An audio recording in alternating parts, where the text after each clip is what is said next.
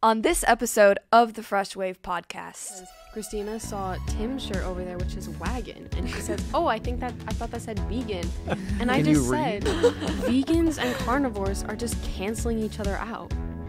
Like that sounds so mean, but like they're just canceling each other out. Yeah.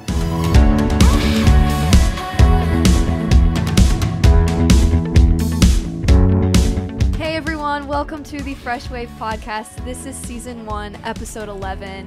The Fresh Wave podcast is for youth, by youth, And Johnny. And today we have some pretty exciting guests here. One of them you may have seen before. If you haven't, go back and watch Holly Jolly Patience. Repeat. But her name is Cristina. Ayo. Thanks for being on the pod. Welcome. And our next guest is someone who has seen every single Fresh Wave episode, right? She is a faithful fan. So we are so honored to bring her on. This is Annabelle. Woo! Podcast pro in the house. Exactly. Welcome. So we're super excited to welcome one of our guests back, and one of them on for the first time. So we were asking you, Annabelle, earlier this week, what topic would you be interested to talk about? And you did decide on a very good one. So tell us what your topic is and why you picked it.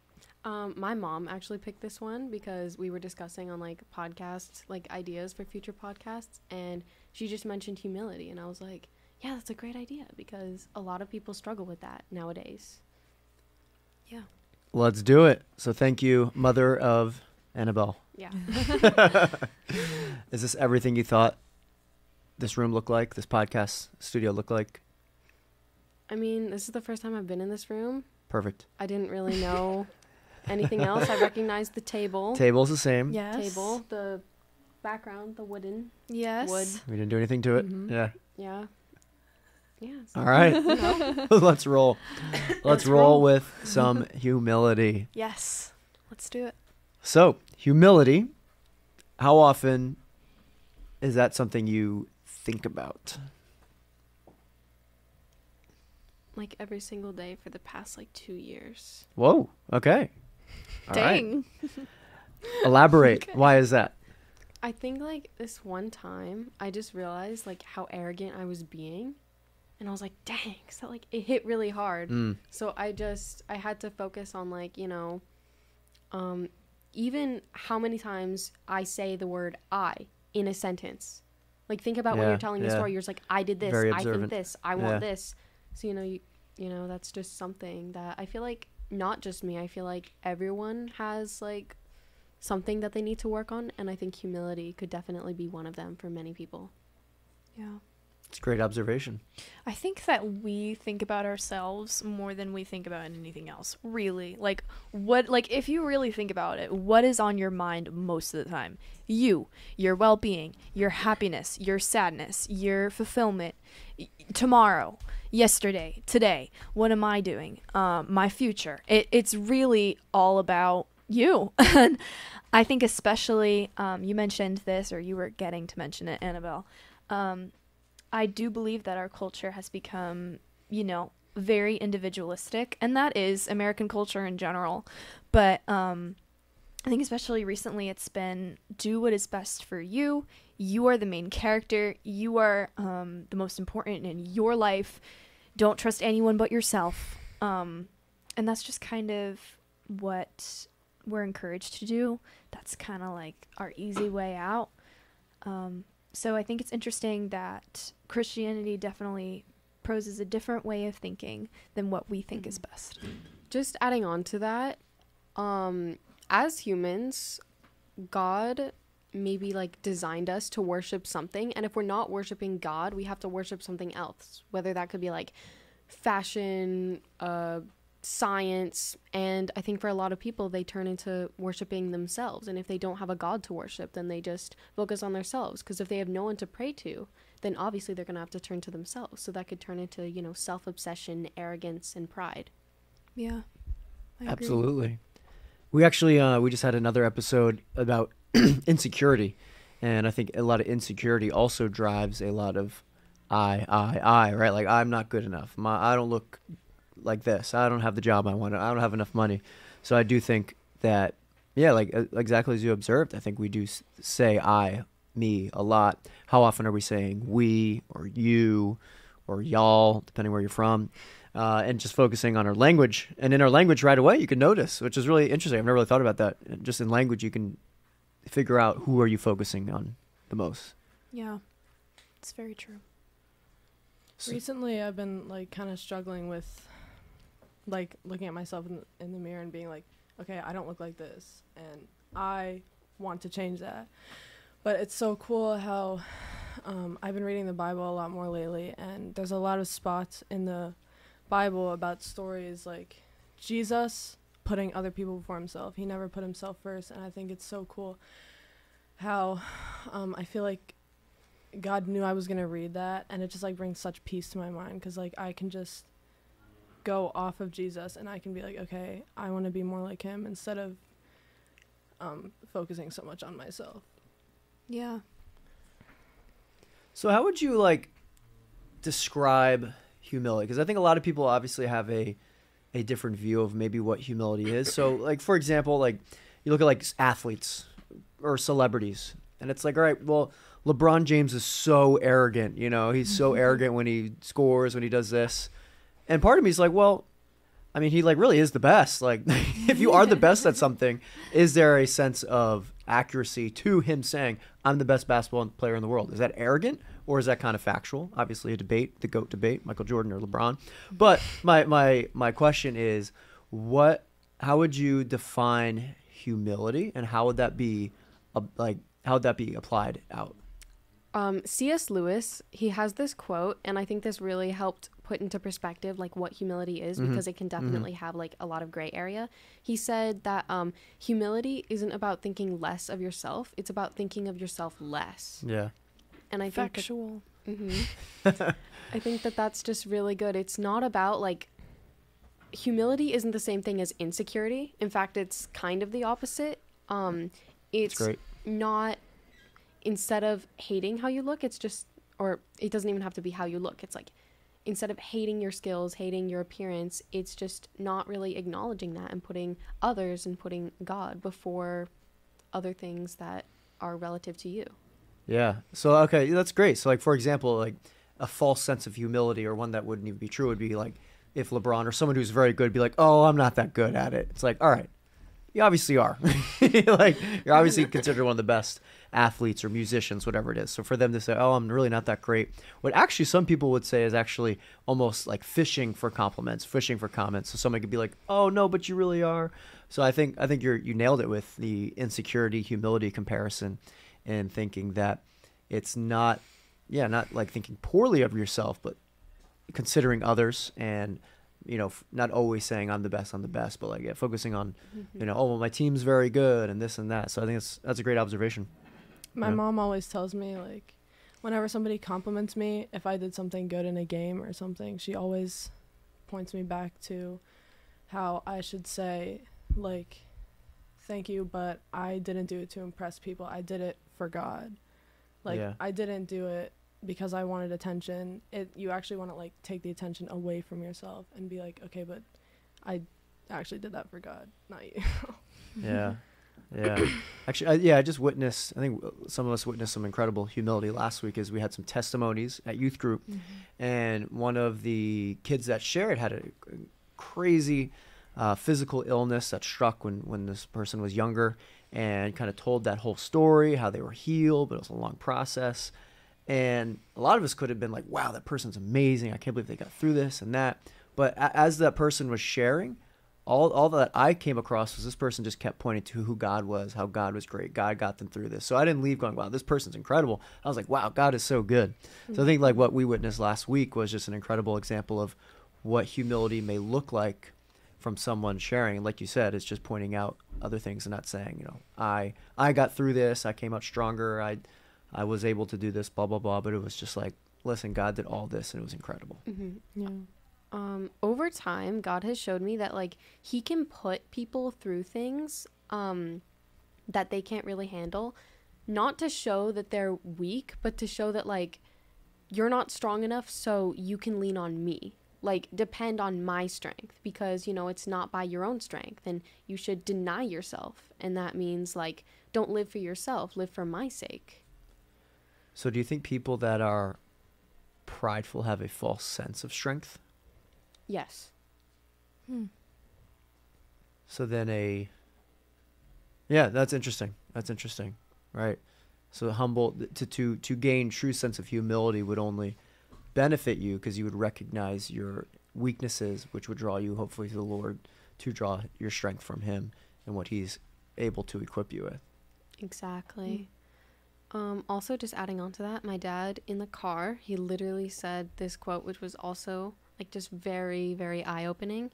It's wisdom and ego are inversely proportional, because if you think you're the best, you probably won't be listening to as much of the opinions of others. And if, you know, the higher you think of yourself, the less you're going to learn, and vice versa. Yeah. I heard something similar like that. I was talking to this doctor that kind of specialized in like neurology, the brain. And they were like, if you ever meet someone that says I'm an expert in the brain, they're like, don't listen to him. It's like people that study the brain and learn a lot more, They know only so find out much there's so more. much, exactly. There's so much Yeah. we don't know. So I think it's really similar to kind of what you're saying. It's like when you take or like you learn about something that you realize you have only scratched the surface to. Yeah. You would never dare say that you have understood it in its completion. You would only recognize that, hey, like I only know a small fraction of what this is. So going back to humility, do you think us acknowledging that, how do you think like us admitting that we have only scratched the surface of something, I feel like I was going somewhere with this, connects to humility? Like, what does that mean to say that we are not an expert, we are not the best? I think it might give you the opportunity to learn more. Yeah. So humility is a posture of learning too. Yeah, so I've been coaching the last few years, coach volleyball, coach soccer, and one of the other volleyball coaches says like during tryouts and stuff, like to look at somebody's like coachability attitude. So like if you go up to someone and say, hey, next time you go up to hit the ball like this, try to like, you know, adjust your position a little bit, you know, move your elbows in, whatever it is, and see like what their response is. So if that person is kind of like standoffish, like, and we've seen players like that don't really respond to coaching well. Really only it's negative for themselves because they're really not getting any better and they're not allowing the positive influence in them to be able to coach them up. So kind of what you're saying, like if they're not willing to learn, if they're not willing to realize they don't know everything, then they're actually just not going to get any, they're not going to grow and get any better. Yeah. So like the Bible verse that's like pride goeth before destruction, in a way it's like you're so proud that you won't want to learn. And also I feel like every single sin can come from pride. Like if you think about and you just like trace it back, like let's think about maybe like sloth or laziness. Like it's because you think you're just like, oh, that work is too hard, I don't deserve that, I deserve rest. And rest can be important, but you know, it's not because of you, it's because you're resting to focus on the Lord, like why we should keep the Sabbath holy, type of thing. So we think about humility and we think pride is the opposite of humility. But can it be argued that pride is really the opposite of a lot of the things that God tells us to hold and God tells us to have? That's really good. Pride can be like a blanket statement. Yeah. Anybody have any Bible verses that... I feel like you got some scripture ready over That's there, how I Cristina. feel about what's over there as well. She got her Bible open. So what verse has been impactful to you when it comes to humility? I have a Bible verse. Philippians 2:3 says, do nothing from selfish ambition or conceit, but in humility count others more significant than yourselves. So I feel like kind of going back to what I was saying before, like when you're complimented on something, you just like point it back to God, or you like kind of be like, oh yeah, but this person also did good. Like you don't want to have the attention on yourself, especially negatively when you like boast about it. There's a lot of athletes that do that, and personally it just like bothers me so much. Like I actually hate that so much. So like I feel like it's really important, especially to just point it back to God in every way you can, and just keep others before yourself. Yeah, I think our prayer needs to be to ask God to help us recognize that it isn't from ourselves, because I think it's really hard to do that. Like, Cristina, you're an athlete. You work really hard. And it must be hard for you to say, yeah, like, this is for the Lord. Like, I imagine that's hard for you. I imagine that's hard for anybody who's achieved something that they're proud of. Yeah. So I think that tells me that our prayer should be to, like, ask God to help us recognize who our audience is, who gave us these gifts in the first place, why we do it, who we're doing it for, so that we can respond to compliments in a way that we actually believe that we're doing this for an audience of one. Like, in our heart, we believe that too. It's not only just something that we feel like we have to say. We believe that in here. So I think that's definitely something that I want to pray about, and I think Christians should pray about as well. That's really good. In a way, flattering can be very dangerous, because you can easily, like, with a compliment, turn into, like, arrogance. And also, have any of you guys read Pilgrim's Progress? Because I think, I know of it. I haven't read it. John Bunyan? Yes. Yeah, I haven't read it. My boy Bunyan. What are the names in it? It's like obstinate, faithful, vainglory, hopeful. The main character is Christian. Wait, tell us the premise of this book. You haven't read it? No. I feel like you would have read it. So basically, there's this guy named Pilgrim, and he finds, like, brief summary. He finds a book.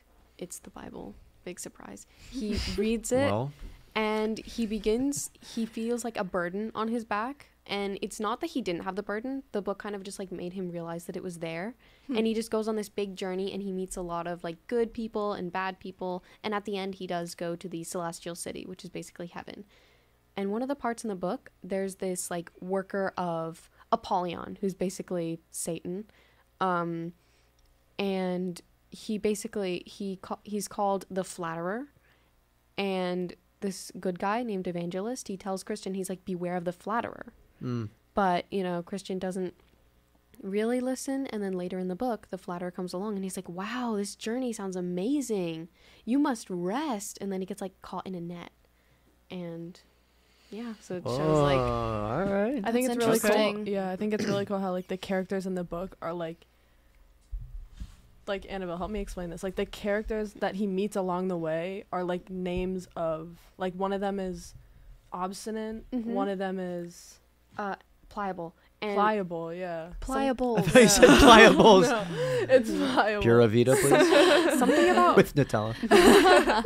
Something about obstinate and pliable is that obstinate, he's very, like, stubborn, right? Like, he's stuck in his ways. And then pliable just, like, kind of goes with it. And it's like, okay, let me try this out. But he ends up not. Yeah, he literally leaves at the Slough of Despond, like, weakling. They're literally, and the places he goes are, like, what are the places that Christian goes to? Like, what was that place you just said? The Slough of Despond. Yeah. Like, it's like a big mud pit. It's literally, like, what that is. Like, it's, like, just basically, like, that. Like, It's so you don't. So cool. It's good, so you don't have to do any guesswork. Yeah, it's kind of just, like, so self-explanatory. And also, what I was saying about obstinate and pliable, both of these attributes come from arrogance. Obstinate thinks his way is the best, so he stays in it, and pliable wants to be liked because he thinks, like, he deserves to be loved by everyone, so he just listens to whatever they say.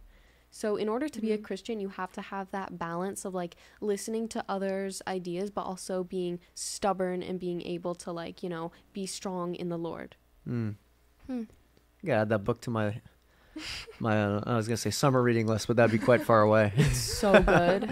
I read it I gotta twice. read that soon. Oh, awesome. Nice. That's interesting, because I feel like even what you're saying is pride can be misleading if you aren't really sure exactly what it looks like. Because I think a lot of us hear pride, so we just think one thing. But as you said, you know, obstinate and pliable kind of look different based on your personality. If you're a people pleaser, you're very competitive, if you're very driven and being successful. So it could look different based on the type of person that you are. So that is interesting, considering humility and what that might look like for each person too. So you said Satan is called the flatterer. Is that One of the workers of Satan is called the flatterer. okay? But, you know, I It's feel interesting. like Satan, I've never really thought of Satan in that way. Mm-hmm. That is so interesting to Yeah. think about how it can even be like a dark thing. The encouragement, I don't want to even say encouragement because I feel like that gives a lot of positive connotation with it. But like a lot of the things that we tell ourselves, a lot of the ways that we kind of like hype each other up or hype ourselves up, if that makes sense. A lot of the like, yeah, Felicity, like you're doing great, like look at this, like you're better than everybody else at this or whatever, you work so hard. It's interesting to think that some of that could actually be from a bad source. That could be the devil kind of telling us how amazing we are, if that makes sense. So how would you define the difference? And I really want to get to one point of this conversation, but we're going to push it a little bit because this is Yeah. interesting. What's the difference between encouragement and flattery? I think encouragement, like good encouragement, would encourage your relationship with the Lord, and it's feeling like it's giving someone a compliment in the way that makes them like feel more happy in their ways of the Lord. Like it's like, wow, I see Jesus in you. That would be encouragement, is saying like you've been studying your That's word, cool. but like flattery would be encouraging more belief in yourself and your own ways. Like, wow, you're very talented in this. It's saying like your work led you to this, like, and God had nothing to do with it. So, you know. Whoa. That was cool. I've Well, never wasn't me, it thought was about God. those two before being different, because Me you're talking about either. flattery and stuff. I'm like, well, I think it's nice to encourage and let people know, like, You did this. you did a great job. You know, Yeah. this was done well. But how do you do that? Not in a like, I don't want my encouragement of someone lead them to a prideful downfall of their life. Exactly. But I think you nailed it. That was great. You were Well, ready for that. God nailed it. Amen. All right. Well, that was just a great transition to. Come on, Felicity. You've been slacking. I need correct notes. And Hit me with your best shot. fire away. Yes, man, that was our best one in a while. I agree. I agree. I agree. So, as you know, you've been on here before. You've seen every episode. Part of the show, we ask you a question Yeah. that may or may not, most likely not, have to do with this topic. So, Felicity is ready to fire away. Real quick, I I am would just like for- to say that it was really cool. Just, you know how big of a fan Annabelle is. When you started this, she goes, like she was so Yeah. She excited. was ready. Which is so encouraging to Anyway, us. so appreciate Yeah. that. Onward. Onward. Well, Annabelle, I would just like you to tell our listeners, this isn't really a question. I can form it into a question. But I would just like you to tell our listeners what you're explaining before this podcast, which is, what's to do with vegans and carnivores? Oh, I just said like this earlier before we started filming. I think because Cristina saw Tim's shirt over there, which is wagon, and she says, "Oh, I thought that said vegan," and I Can you just read? said, Well, why would Tim be wearing this shirt? and I just said like, vegans and carnivores are just canceling each other out. Like that Yeah. sounds so mean, but like, you know, they're just canceling each other out. Yeah. And you know, I feel like neither option is healthy because you need both vegetables and meat. Amen. My mom says she would That's rather true. be. My mom says she would rather be a carnivore than a vegan. Yeah. Really? Oh. Yes. I don't Love it. know, Preach. but you know, Yeah. I think both is necessary for a healthy Yeah. diet because all the vitamins that are necessary, they either come from plants or meat. Like you can find, I think like vitamin B can come from Mhm. meat, but like zinc, magnesium, C, D, no, D comes from the sun. Whoops. But, you know, just all of those, they come from both plants and meat. And I feel like God has given us gifts of nourishment and nutrition through the plants and animals that he has given us, you know, dominion over the earth. And it's a shame because the soil right now is really depleted with nutrients, and that's why we have to take all these vitamins. You know, there used to be magnesium in the soil in like the 1800s, and now more Wait, than what happened? Like it just, What I think happened just to the over magnesium? time, I'm not entirely sure gotta like, know. what happened exactly, but like I think just over time, Maybe the we've Industrial we've Revolution. mass produced, especially like fertilizer, the Yeah. excess like nitrogen. Pesticides. It's gotten rid of the magnesium, and now over half of the, I think, either United States population or the population of the world is deficient in magnesium. So That is so interesting. Wonderful question. I learned something very fascinating. from And that. That was good. I do find that fascinating. So, thank you for giving us some information about that. I've met vegans. I've never met a carnivore. My friend's mom is vegan. Have you guys ever met a carnivore? Nope. Like strictly? Yeah. Not really. That'd be kind of hard. That'd be so weird. Yeah. Like I find vegans to be like a little bit more. I don't know. Open. Yeah. In your face about it. Yeah. Yes. Yeah. Open. We'll go with open. Open. Revealing. Yeah, just not get canceled. Classic vegan memes. That's so funny. All right, Yeah. Christina, you've been on the show. I'm going to ask you a serious question. So if you don't know Christina very well, loves music, loves worship, plays piano, ukulele, she sings. Always fun worshiping alongside you. What is a current song that you've been Ooh, I wanna on know. that's been on repeat? I think I know, but what has been a song that's been on repeat for you and why? Psalm 23 By by Phil Wickham. All right. Also, actually, there's another song too. This is actually recently. It's called, I think, It's Always Been You by Phil Wickham. Oh It's yeah, like yeah, yeah. acoustic. Mhm, Oh my god, mhm. that song is You guys talking about Will Thickham? Will yeah. Phil Our Mickelson? favorite. Okay, why is Psalm 23 my favorite song? Well, I feel like Psalm 23 has always been like a popular part in the Bible, That's true. at least Mhm, like mhm. in my house growing up. But then like my mom showed me this song, and like I was going through, we were actually just like randomly driving home from somewhere, and she was like, Christina, you have to listen to the song. So she played it, and I was like actually tearing up. Like I was going through such a stressful time, and like I don't even think she knew that. Like she kind of just like showed me the song, and I was like, what is happening? Like Yeah. that was like just 100% God. Like my mom didn't even know. I was just like going through so much stuff, like what we were talking about before. Just like looking in the mirror and being like, I want to look like this person, and like Yeah. Blank. I don't Yeah. know that. But yeah, I was going through a season of like doubt, and I was just really like in a rough place. But that song just like made me so much happier and like put my mind back on track. And It's Always Been You by Phil Wickham is just like a great song. Like I don't know, it's just kind of self-explanatory. Yeah. Yeah. It's Oh, a really man. good song. Have you listened to Psalm 23 by Shane and Shane? I haven't. It's good. It's That was phenomenal. also. I mean, they both primarily just sing Psalm 23, Yeah, just yeah. like a little differently, but the lyrics are pretty much pulled straight from Scripture, which is Yeah. awesome. And which the- is so cool. Yeah. yeah. Yeah, and the bridge, I think it's the bridge in Psalm 23. It's like, it says something how God prepares a table before you in front of your enemies. Mhm. And I got bullied a lot in high school for my freshman year on the basketball team and softball team. Mm-hmm. And that part just was like, Yeah. Wow. this is amazing. Like, Hit different. there's no other way to Yeah, say yeah. it. It just like, it was amazing.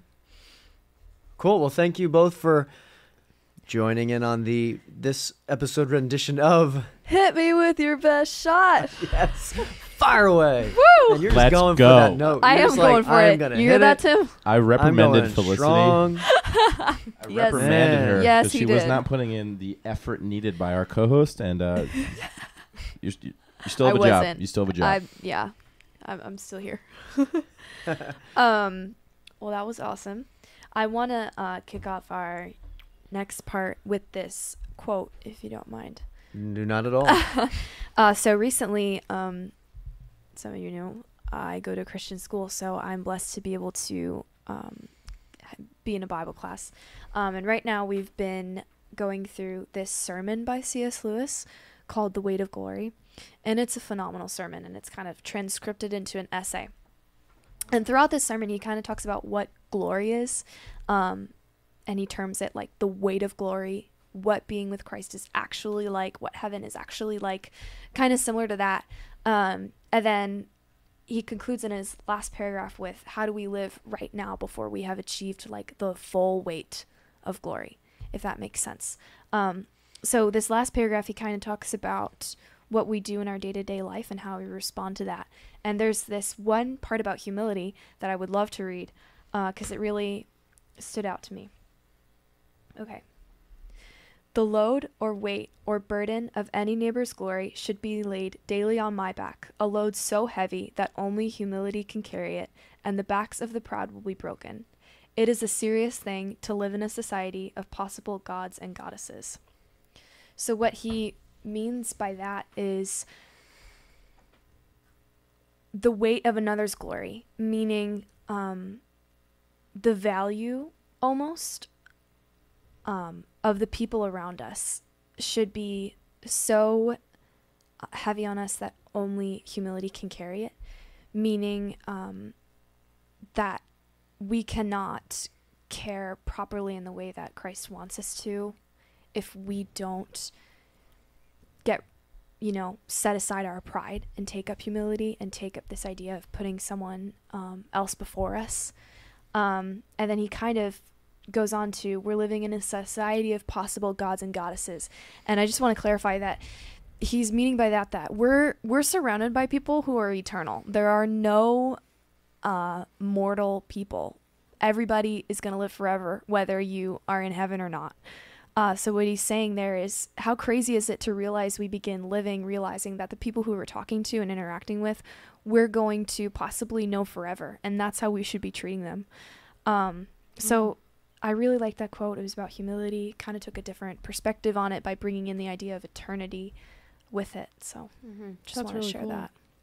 That's like mind-blowing, because you just said like people are gonna live forever regardless of heaven or hell. And I in a never way, thought about it like that. Death is a doorway. It's Yeah. not really an end. No, And our life on earth is temporary, but that doesn't mean our life is temporary. exactly. And we might as well live it in a way where we give our burden to God instead of carrying it ourselves, like in Pilgrim's Progress. And if you think about it, giving your burden to God is a very humble thing to do, because if you think you can carry it yourself, that's prideful. And something once happened to me where I was in this program, like this like school, not exactly school program, and I thought I could do it. And it wasn't until the 8-week mark where I realized that, I can't do this. But it was too late to turn back. So for 16 weeks, it was a math program. It was really difficult. So, because I was prideful, I ended up having to do hours and hours of math every single day. And I love math, but that Not that much. that kind of hurt, sometimes it would be just, hours and hours. And I fell asleep during a lesson once because I was so exhausted. Yeah. Oh, And it sounds wasn't. It's challenging. So I guess what we learn from that is sometimes we think, hopefully this is what you meant to communicate by that, but sometimes we think we can do a lot more than we can, and we have to ask God for the strength that we don't have. Sometimes I feel like all God wants us to do is just come to him when you need help and just simply say like God, I need your help. Like, just help me. I can't do this on my own. I've definitely done that a lot of times but I also feel like being able to do that Takes humility. Yeah, and it's really a special thing to be able to do, because most people just put all the weight on themselves, and a lot of people take the blame for a lot of things, and that causes your burden to grow bigger and bigger until you just can't handle it anymore. And God really just wants you to like give it to him, especially when you're getting those thoughts, like being overwhelmed and just feeling like you can't do it anymore. I have a question for everyone, and I kind of said this before, but I want to hear everyone's feedback. Do you think God sometimes puts us in very difficult situations to help us understand that we can't do it like by ourselves? Yes. Absolutely. Yeah. Because it's kind of like, if you're not going to do it yourself, then, God's going to just allow you, because you have free will, God's going to allow you to do it yourself. And then you'll realize how difficult that can be. And as soon as you lean on God, that's when things become so much easier. And in Pilgrim's Progress, third mention, do you remember the part where Christian was like, he was following Mr. Worldly Wise Man on like how to get rid of his burden, and it was this place where you had to follow like lots and lots of rules, and it was a mountain he was climbing, and he kept on falling down because he was tripping because there were too many rules. I kind of remember that. Yeah. There's like a little like film of that, and it shows a really good depiction of it. Basically, it's like a huge mountain, and it just has lots, it looks like graves almost, of just rules and rules and rules. And Christian has to like climb all the way up to get his burden removed, and he physically cannot, and his burden ends up getting removed as soon as he goes to the cross. Like he physically walks to a cross. And well, I mean, like, to your question, your salvation depends on it. You recognizing and being able to understand that you can't do it, especially like life in general. It's like, I cannot save myself, and we're going to be put in a position where we have to recognize that, and how we respond to that is crucial. Exactly. And before we turn into a different topic, I just want to say, like, just because you give your burden to God, that doesn't mean that the journey is over.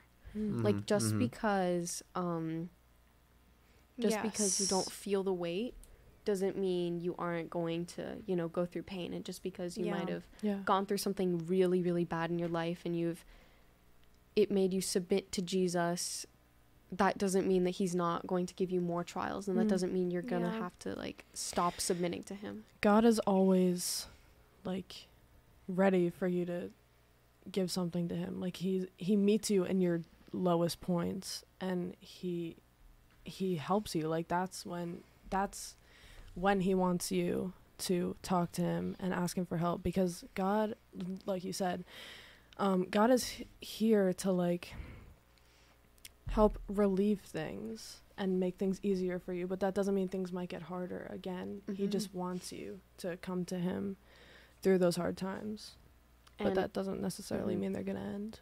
And also, help from God doesn't have to be like a huge divine intervention where a literal angel just like shows up and then just like wipes your tear away. Like, do you remember in Pilgrim's Progress?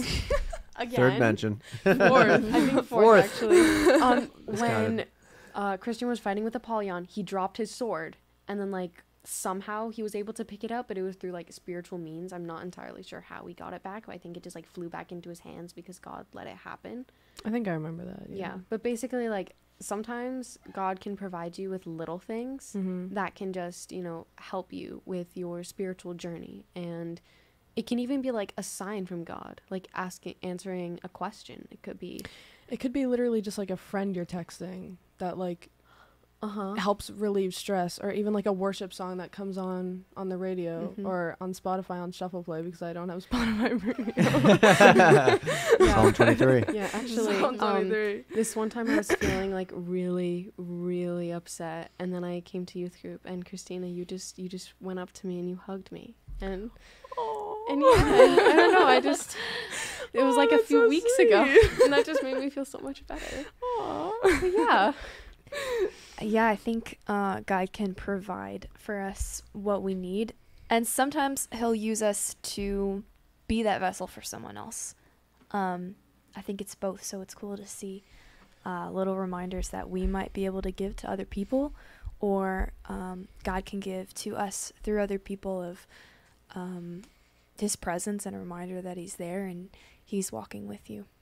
Well, I want to close with some scripture, and it's in James, and chapter 4 verse 6 says this. It says, did you write that? Yeah. Let's go.